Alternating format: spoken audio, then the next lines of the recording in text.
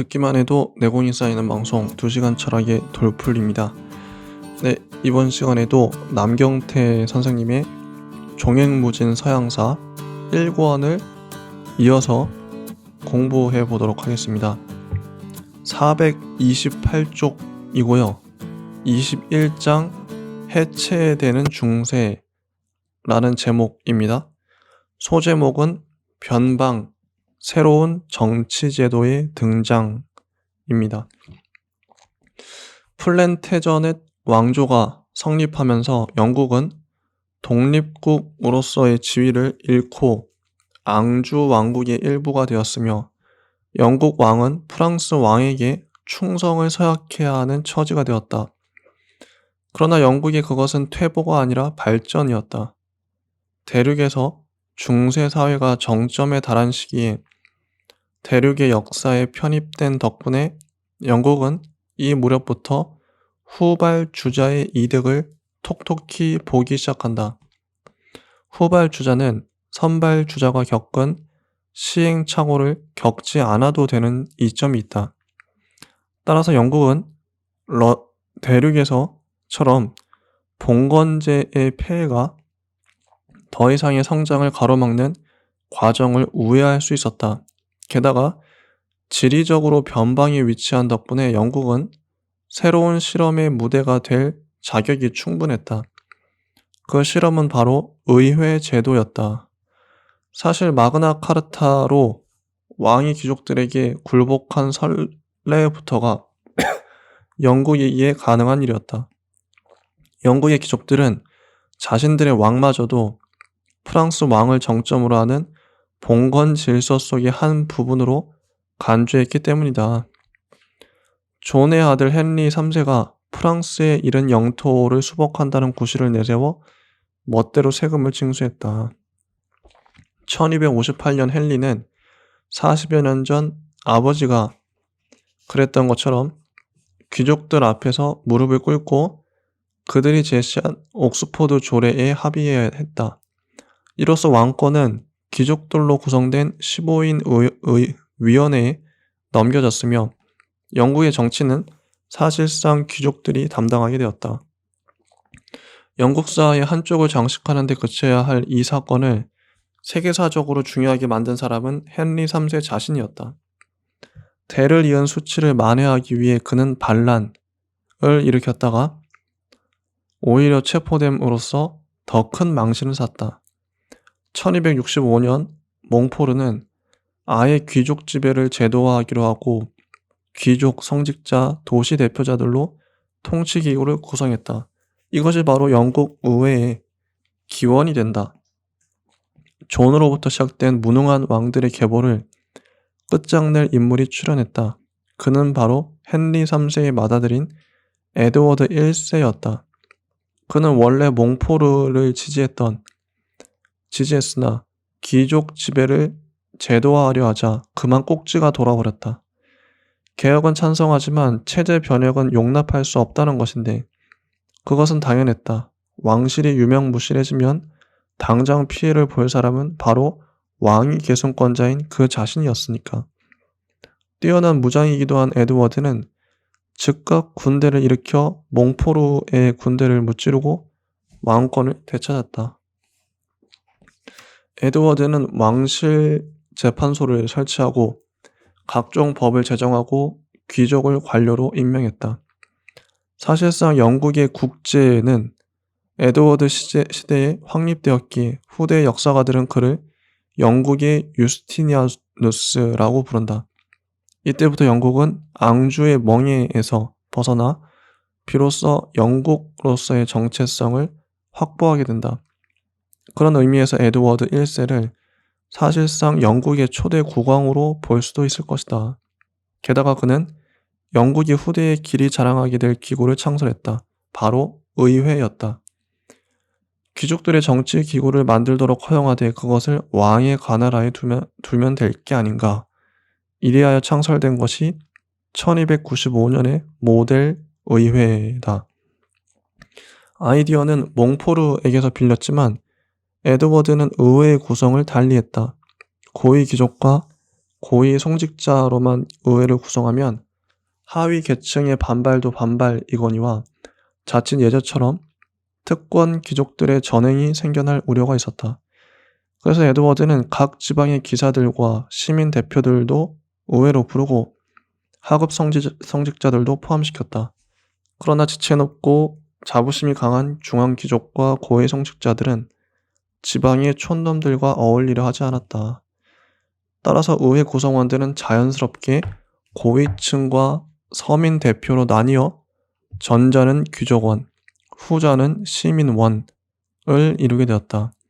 이후 이것이 상원과 하원으로 발전하면서 양원제의 기틀이 잡히게 된다.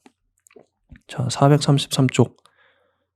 소제목은 중심, 절대 왕권의 시작입니다.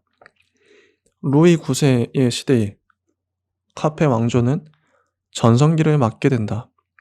카페 왕조의 가장 위대한 군주로 칭송받는 그는 별명도 그럴듯하게 성왕, 즉 생루이였다. 할아버지 필리프 2세는 프랑스의 영토를 확장하는 대외적 성과를 올렸고 손자 생루이는 그 성과를 바탕으로 대내적 안정을 취했던 것이다. 외형만 성장한 불안정한 왕국의 내치에서 가장 중요한 것은 사법권의 확립이다. 생루이는 왕실 내에 법 전문가를 두고 직접 재판소를 운영했다. 이곳에서 이루어진 정의롭고 현명한 판결이 이름을 떨치자 프랑스 전역에서 지역의 판결에 불만을 품은 항소 사건이 중앙으로 몰렸다. 밀려닥치는 소송 사건들을 소화하기 위해 생루이는 파리에 아예 항구적인 법정인 고등법원을 설치했다. 비슷한 시기에 영국에서 의회가 탄생했다면 프랑스에서는 법원이 탄생한 것이다. 어찌 보면 옛 로마의 공화정이 브리타니아의 의회로, 로마의 법정이 갈리아의 법원으로 부활한 것이라고 할 수도 있겠다. 로마 시대부터 북프랑스와 문화적 이질감이 있었던 남프랑스는 처음으로 북프랑스와 한몸이 되었다. 생루이가 아니었더라면 이 지역은 오늘날 독립국이 되었거나 이탈리아의 영토가 되었을지도 모른다. 게다가 생루이는 영국 왕실과의 오랜 갈등도 해결했다. 프랑스 역사 전체를 통틀어 거의 유일하게 영국 왕실과 좋은 관계를 유지한 왕이 되었다. 왕의 업적은 왕권 강화와 직결된다. 생루이의 두 아들은 아버지의 후광으로 둘 다 왕위에 올라 아버지의 위협을 계승했다.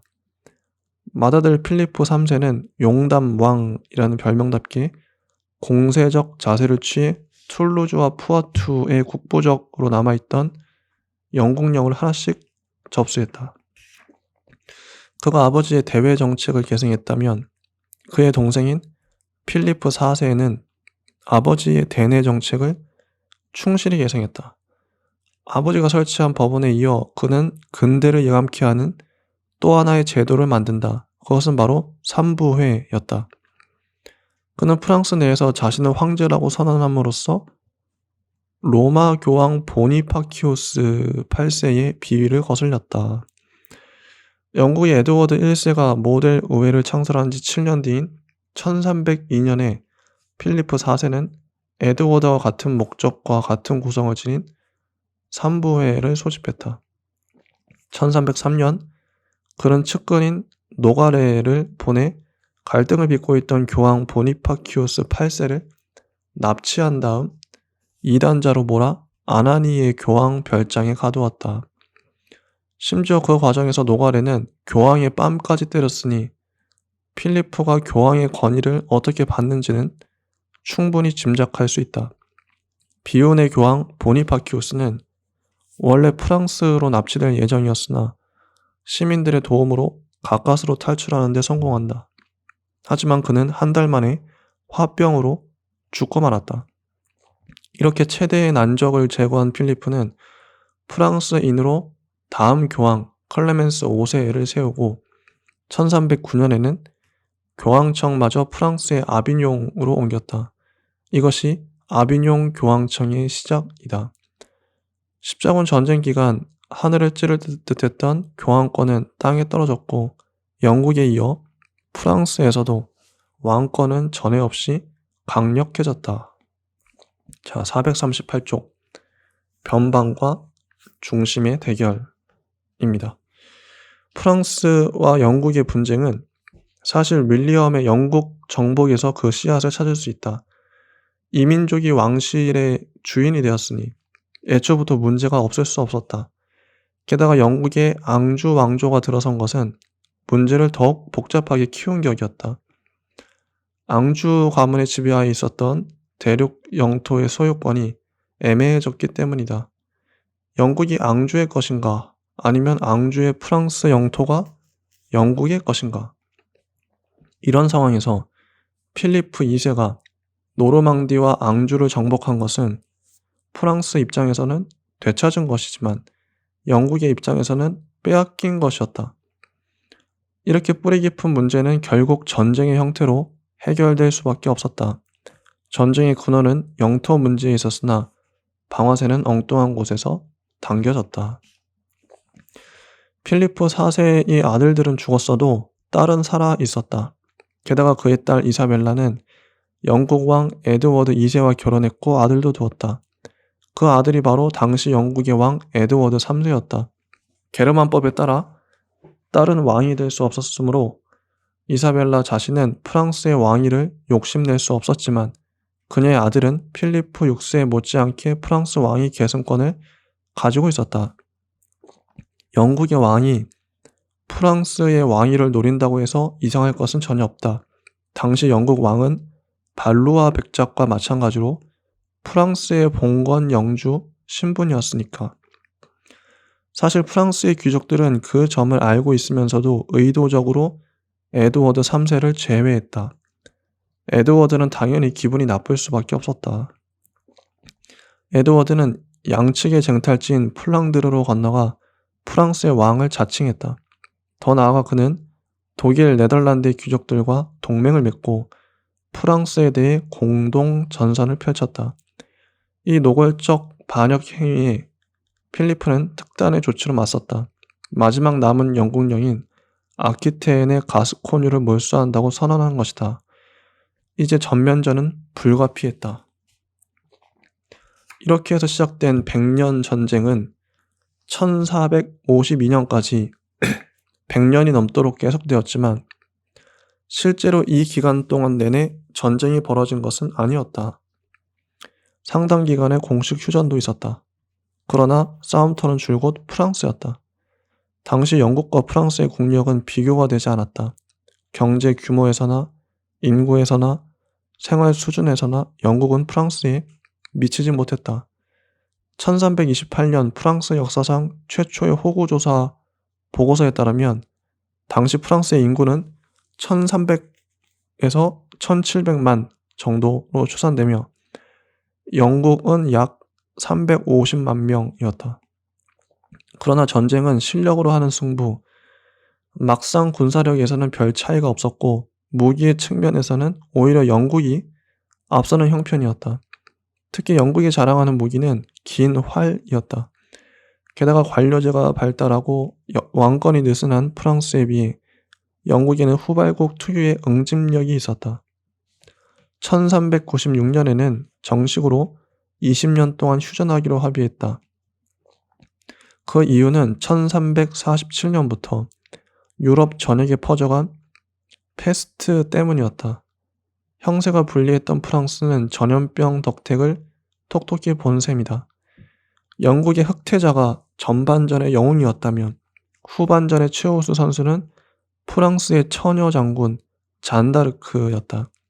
후반전 초반 영국은 거세게 프랑스를 몰아붙여 거의 항복을 받아낼 즈음까지 이르렀으나 1429년 잔다르크의 활약으로 프랑스는 오를레앙을 포위한 영국군을 극적으로 격파하면서 전세를 반전시켰다. 당시 잔다르크는 프랑스의 운명을 구하라는 계시를 받았다지만 이 전설은 오를레앙 전투를 계기로 프랑스군이 사기를 회복하고 역전하게 된 탓에 이후 생겨난 이야기일 것이다. 프랑스의 역전은 그 무렵부터 전쟁에 사용하기 시작한 대포의 덕택이 컸다. 이후 프랑스군은 1437년에 파리를 탈환했고 계속해서 영국 점령하에 있던 성과 도시를 하나씩 수복하면서 1452년에는 마침내 가스코뉴를 손에 넣어 기적 같은 역전극을 이뤄냈다. 445쪽 영광을 가져온 상처입니다. 전장이 프랑스였던 만큼 프랑스는 전쟁에서 승리하고서도 막대한 피해를 입었다. 특히 전쟁 기간 동안 고용한 용병들의 급료를 지불하지 않은 탓에 이들이 도적대로 변하면서 피해가 더욱 극심했다. 프랑스만큼은 아니어도 영국 역시 피해가 컸다. 우선 막대한 전쟁 비용으로 인해 재정 위기를 맞았을 뿐 아니라 도버 해협 연안의 칼레 지방을 제외한 프랑스 내 영국 영토를 전부 잃었다. 두 나라 모두 경제적으로는 피해가 막심했음에도 불구하고 정치적으로는 전쟁을 계기로 큰 발전을 이룰 수 있었다. 샤를 7세 자신은 유약한 성품이었으나 그가 닦아놓은 기반을 미천으로 삼아 이후 프랑스에 강력한 군주들이 들어설 수 있었다. 이는 장차 15세기에 절대주의가 성립하는 밑거름이 된다. 전쟁 시기 프랑스에서 용병이 주로 활약했다면 영국에서는 귀족들이 각자 자신의 사병 조직을 동원해 전쟁을 치렀다. 이 과정에서 중소귀족들은 점차 대귀족들의 휘하에 들어가게 된 것이다. 전쟁이 지속되는 중에 이미 대귀족들의 발언권은 왕조차 무시할 수 없을 정도로 성장했으며 왕위 계승에도 본격적으로 개입하기 시작했다. 에드워드 3세의 뒤를 이어 왕위에 오른 리처드 2세는 귀족들을 무시하고 전제 정치를 일삼다가 1399년 귀족들의 반란으로 폐위되었다. 이것으로 중세 영국의 정체성을 확립하는 데 결정적 역할을 했던 플랜테저넷 왕조는 단절되고 랭커스터 가문의 헨리 4세가 왕위를 계승해 랭커스터 왕조를 개창했다. 에드워드 3세의 맏아들로 전공이 드높았던 흑태자의 후손들이 이른 요크 가문은 억울함이 더했다. 흑태자가 일찍 죽지 않았더라면 당연히 그들이 영국의 왕가가 되었을 테니까. 그래서 그들은 1455년 랭커스트 가문에 정식으로 도전장을 내밀었고 6년 뒤에는 드디어 헨리 6세를 폐위시키고 자기 가문의 에드워드 4세를 즉위시켜 요크 왕조를 열었다. 하지만 벌건대낮에 권력을 빼앗긴 랭커스트 가문이 가만히 있을 리 없다. 이렇게 해서 두 가문은 1455년부터 1485년까지 30여 년 동안 왕위 계승을 놓고 치열한 다툼을 벌이는데 둘 다 장미를 가문의 상징으로 삼았으므로 이것을 장미전쟁이라고 부른다. 이는 귀족들이 왕권을 놓고 겨룬 것이라는 점에서는 왕권의 약화를 의미하는 사건이지만 좀 더 깊이 들여다보면 영국의 왕권이 그만큼 먹음직스러운 실세로 성장했음을 말해주는 것이기도 하다. 따라서 누가 승자가 되든 강력한 왕권을 누릴 것은 분명했다. 그러나 승자는 랭커스터도 요크도 아니었다.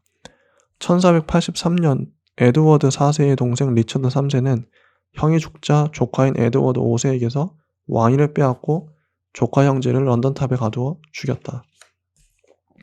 1485년 비정한 숙부는 조카들의 핏값을 톡톡히 치러야 했다. 랭커스트 가문의 혈기왕성한 젊은이 헨리 튜더에게 패하고 죽은 것이다. 다소 지루하게 전개된 장미 전쟁을 끝내고 왕위에 오른 헨리 튜더, 즉 헨리 7세는 모계만 랭커스터 가문이고 아버지는 리치먼드 백작 에드먼드 튜더였다. 헨리는 에드워드 4세의 딸과 결혼해 양가의 통합을 꾀했으나 성씨가 바뀌었으니 왕조도 달라질 수밖에 없었다. 그래서 헨리 7세부터 영국 왕조는 튜더 왕조로 바뀌게 된다. 예상대로 튜더 왕조는 100년 전쟁과 장미 전쟁으로 크게 강화된 왕권을 바탕으로 절대 왕권을 누리게 된다. 이것이 영국 절대주의의 시작이다. 이렇게 프랑스와 영국은 100년 전쟁을 통해 왕권 강화라는 소득을 얻었지만 전리품은 그것에 그치지 않았다.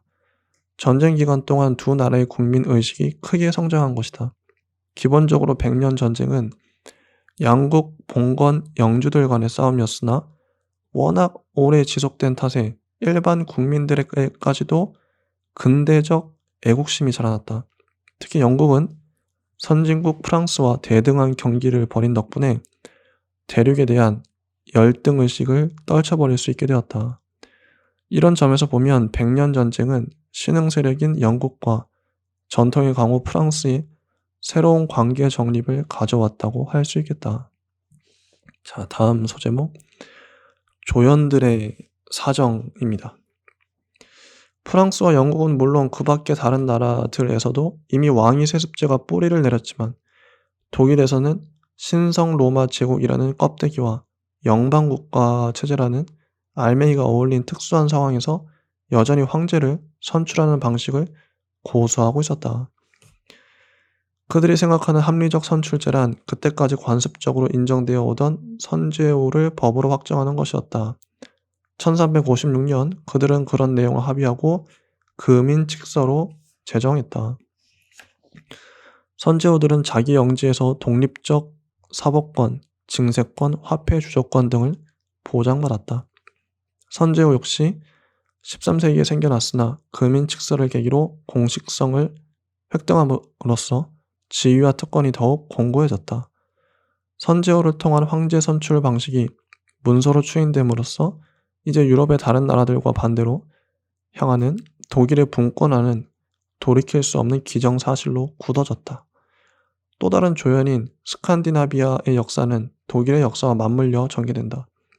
스칸디나비아와 독일은 마치 영국과 프랑스처럼 후발주자가 대륙의 선진 문명을 흡수하는 관계에 있었다. 14세기 초반 덴마크와 스웨덴에서도 왕과 귀족들의 권력 다툼이 치열하게 전개되었다. 1397년 그녀는 스웨덴 남부의 항구 도시인 칼마르에 세 나라의 귀족들을 불러 모으고 여기서 언니 외손자인 에리크를 공동의 왕으로 추대하도록 했다. 이렇게 해서 생긴 군주 연합체가 칼마르 동맹이다. 그들이 칼마르 동맹의 필요성을 느끼는 이유는 라이벌인 한자 동맹의 도시들이 북계와 발트의 무역을 독점하려는 적극적 움직임을 보였기 때문이다. 칼마르 동맹은 겨우 50년밖에 존속하지 못했으나 수백 년 동안 분열되어 있었던 스칸디나비아를 한때나마 재통합했다는 데서 의미가 크다. 이 통합의 경험으로 이후의 역사에서 북유럽 3국은 지속적 연대성을 가지게 되었기 때문이다. 유럽 세계의 또 다른 조연인 러시아는 그 무렵 자립은커녕 막대한 조공을 바치느라 등골이 휠 처지에 있었다. 러시아로부터 조공을 받은 제국은 바로 동양의 몽골 제국이었다. 뛰어난 정복군주 칭기즈칸은 그전까지 간헐적으로 중국 대륙을 정복했던 여느 북방 민족들과 달리 애초부터 중국에 마음이 있지 않았다. 서역, 중앙아시아를 차지해 동서무역을 독점하려는 게 그의 원대한 구상이었던 것이다. 서역 정복을 눈앞에 두고 그가 병사하자 그의 뒤를 이은 오고타이 칸은 아버지의 꿈을 실현했으나 막상 목표를 이루고 나자 그 서쪽이 궁금해졌다. 그래서 그는 1235년 서역보다 더 서쪽, 즉 유럽을 정복하기로 결정한다. 불과 20만 명의 몽골 원정군은 뛰어난 기동성으로 삽시간에 러시아 남서부인 킵차크에 이르렀고 이어 라잔, 블라디미르, 로스토프 등 러시아의 주요 공국들을 손쉽게 정복했다. 도망치는 러시아의 왕들은 자연스럽게 몽골군을 러시아의 중심인 키예프로 안내했고 키예프마저 무너지자 비잔티움의 발칸을 제외한 동유럽 전역이 몽골군의 말발고 말에 놓이게 되었다. 1241년 발슈타트 전투에서 슐레지엔과 폴란드의 연합군이 몽골군에게 참패하는 것을 본 서유럽의 귀족들은 두려움에 몸을 떨었다. 폴란드가 정복되면 그 다음은 독일의 심장부인 작센일 테고 작센이 무너지면 서유럽 전체가 야만인의 세상으로 바뀔 게 뻔했다. 풍전등화의 위기에 처한 서유럽 세계를 구한 것은 오고타이 칸의 죽음이었다. 데칸 황제가 죽자 칸의 계승에 발언권이 있는 원정군 총사령관 바투가 말머리를 돌려 본국으로 돌아간 것이다. 몽골 제국은 킵차크의 칸국을 두고 러시아의 공국들을 계속 지배하기로 했다. 이로써 러시아는 몽골의 식민지가 되어 막대한 조공을 바쳐야 했다. 러시아가 오랜 몽골 지배에서 벗어난 것은 15세기 후반의 일이다. 1472년 모스크바 대공인 이반 3세는 비잔티온 제국 최후의 황제인 콘스탄티누스 11세의 조카탈 소피아와 결혼해 비잔티움 황제의 계승자임을 자처하고 나섰다. 대공에서 졸지에 황제가 되었으니 새 호칭이 필요하다. 그래서 그가 지은 호칭이 바로 차르였는데 이것은 20세기 초반 러시아 제국이 무너질 때까지 러시아 황제를 가리키는 공식 명칭이 된다. 곧이어 1480년에 이반 3세는 노브고로드, 로스토프 등 주요 공국들을 통합하고 힘을 키워 마침내 킵차크 칸국을 멸망시키고 오랜 타타르인의 멍에를 벗었다. 모스크바 교회는 비잔티움 정교회의 뒤를 이어 러시아 정교회가 됨으로써 동방교회의 최고 자리에 오른 것이다. 이로써 모스크바는 제3의 로마라는 영예로운 별명을 얻게 되었다. 14세기 말에서 15세기 초반까지 오스만 제국은 코소보에서 세르비아를, 니코폴리스에서 우크라이나를, 바르나에서 불가리아를 각각 물리쳤다. 이어 비잔티움 제국의 텃밭인 그리스마저 점령하니 이제 비잔티움은 완전히 고립되었다. 1453년에 오스만 제국의 술탄 메메드 2세는 이윽고 비잔티움의 명맥을 끊기로 결심하고 총공격에 나섰다.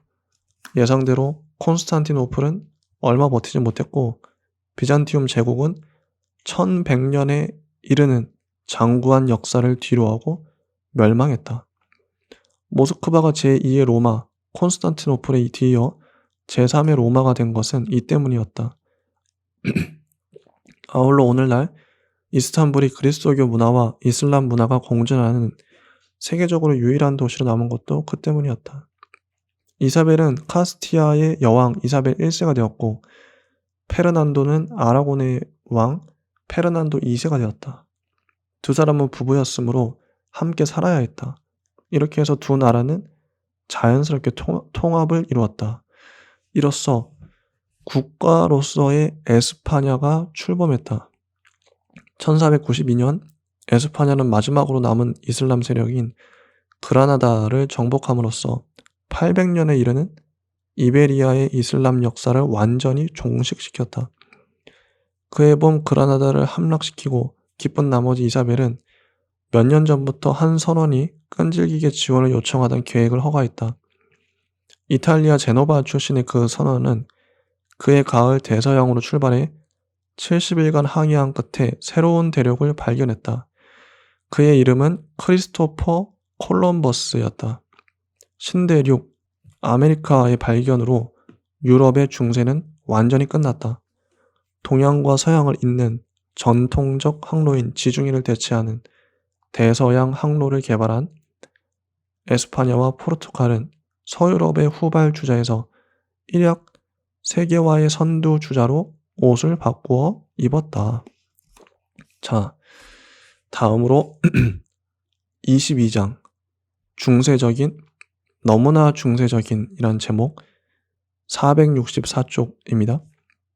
소제목은 세계의 중심은 교회라는 제목이에요. 중세를 최종적으로 중세 문화를 정리하는 장입니다. 중세 사회에서 교회의 역할은 지대했다. 교회는 단순한 종교 기관이 아니라 정치, 사회, 문화, 학문, 일상생활에 이르기까지 세속의 모든 영역에 대해 막강한 영향력을 행사했으며 독자적 사법권과 막대한 재산을 소유한 조직이었다. 정치적으로 보면 로마 제국의 멸망 이후 1000년간 전개된 중세의 역사는 분권화를 향한 끊임없는 흐름이었다. 제국이라는 지역적 중심은 사라졌다. 이처럼 분권화를 향하는 시대의 추세에 서유럽의 지역적 정체성과 통합성을 유지해 준 것은 거의 전적으로 교회의 힘이었다. 봉건 영주들이 서로 다투고 분열할 때도 그들의 장원에 있는 교회의 주교들은 한 통속이었다. 그도 그럴 것이 교회는 영주의 지위를 받는 게 아니라 로마 교황의 지위를 받았던 것이다. 교회는 정치적 이해관계에 따라 대립과 반목을 일삼는 봉건 군주들과는 달리 자체적으로 강력한 통합성을 유지하고 있었다. 정치 권력은 아니지만 일종의 중앙 집권적 성격이다. 분권화를 향한 세속 군주들의 움직임이 원심력이라면 교회는 구심력이었다. 중세가 서양 문명의 튼튼한 줄기로 자라날 수 있었던 이유는 바로 이 원심력과 구심력이 조화를 이루었기 때문이다. 제도권이 교회라면 제한은 수도원이다. 교회와 수도원은 대립적인 게 아니라 상호 보완적 존재였다. 특히 수도원은 교회의 부패를 방지하는 소금의 역할을 했다. 한때 교회 개혁의 기수였던 클리니 수도원이 쇠퇴하자 개혁의 바통을 이어받은 것은 시토 수도회였다. 시토회는 기도에 못지않게 노동의 중요성을 강조했다는 점에 차이가 있다. 심지어 이들은 세속 군주들이 기부하는 토지마저 받지 않고 직접 황무지를 개간해 수도회의 재정을 꾸릴 정도였다. 영국 요크셔의 황무지를 광대한 방목지로 개간해 요크셔를 랭커셔의 면직물 산업에 맞서는 모직물 산업의 중심지로 만든 것은 바로 시토회 수도사들의 업적이었다. 권력은 절정기에 타락하기 시작한다고 했던가 교회의 권력이 하늘을 찌를 듯하던 13세기 초 두 개의 중요한 수도회가 창설되어 개혁의 기치를 높이 들었다. 프란체스코 수도회와 도미니쿠스 수도회가 그것이다. 시토회에서 가르치는 청빈과 금욕은 이미 수도회의 기본이 되었으므로 이들 수도회는 아예 명칭부터 탁발 수도회였다. 작은 형제들의 수도회라는 정식 명칭이 어울리게 프란체스코회는 일체의 재산과 소유를 포기하고 오로지 그리스도교의 참된 신앙만을 삶의 목표로 삼는다는 회칙을 정했다. 이들은 주로 가난하고 소외된 사람들과 사회의 어두운 구석을 찾아 봉사와 포교 활동을 벌였다.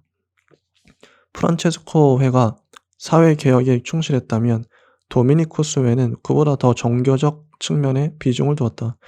이들은 민간에 퍼진 이단을 바로잡고 종교 재편에 깊이 관여했다. 특히 중세의 빈민들은 이 두 수도회 덕분에 삶의 주름을 다소 펼 수 있었을 것이다.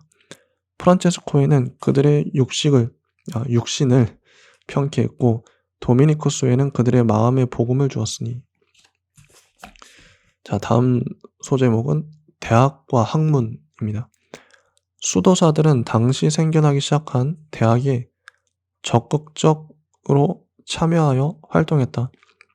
13세기 이탈리아의 철학자 보나벤투라, 영국의 철학자 윌리엄 오컴 등은 프란체스코 수도사였으며 알베르투스 마그누스, 그리고 그의 제자이자 중세 최대의 석학인 토마스 아퀴나스는 도미니쿠스회 수도사였다. 사실 탁발 수도회가 대학과 학문의 발달에 이바지한 것은 당연한 일이다. 당시의 대학은 수도원에서 창설했고 당시의 학문이란 곧 신학이었으니까.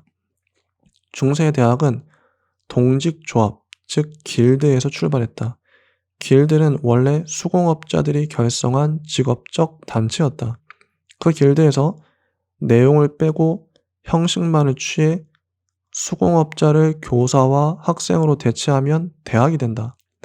즉 대학은 교사와 학생 간, 교사들 간, 학생들 간에 결성된 일종의 교육조합으로 출발했던 것이다. 동양에서는 고등교육기관을 정부에서 설치하고 운영했지만 서양 역사에서 대학은 국가에서 의도적으로 설립한 게 아니라 민간에서 자생적으로 생겨난 교육기관이었다. 재정이 없거나 소규모로 운영되는 대학의 경우에는 따로 건물을 마련하지 않고 교사와 학생들이 함께 생활하는 방식을 채택했다. 이것이 일종의 기숙사 대학인 칼리지인데 13세기에 생긴 파리의 소르본 대학과 옥스포드 대학이 부설한 머턴 칼리지가 대표적이다. 중세 후기에 접어들면서 체계적 학문 연구에 대한 필요성이 커지자 갓 생겨난 대학은 순식간에 서유럽 여러 지역으로 널리 퍼졌다. 대학의 발달을 군주들보다 더 반긴 것은 로마 교황청이었다. 대학에서 가장 중시한 과목은 바로 신학이었으니까. 사실 대학이 생기기 이전부터 교회와 수도원에서는 나름대로 교육기관을 운영해오고 있었는데 그것을 스콜라라고 불렀다. 스콜라에서는 당연히 신학 연구를 전문적으로 했다. 신학은 모든 학문의 근본이자 중심이었으며 오늘날의 그런 역할을 차지하는 철학은 당시 신학의 시녀로 간주되었다. 스콜라에서 이루어진 중세신학, 곧 중세철학이 스콜라 철학이다. 스콜라 철학의 원류, 그러니까 중세 초반의 철학은 교부 철학이었다. 교부 철학은 로마 시대인 2에서 3세기에 생겨난 신학이었는데 그 내용은 한마디로 그리스도교를 학문적으로 설명하고자 하는 것이었다. 연역이 짧은 그리스도교를 학문적으로 뒷받침하려면 그리스 철학을 동원할 수밖에 없다.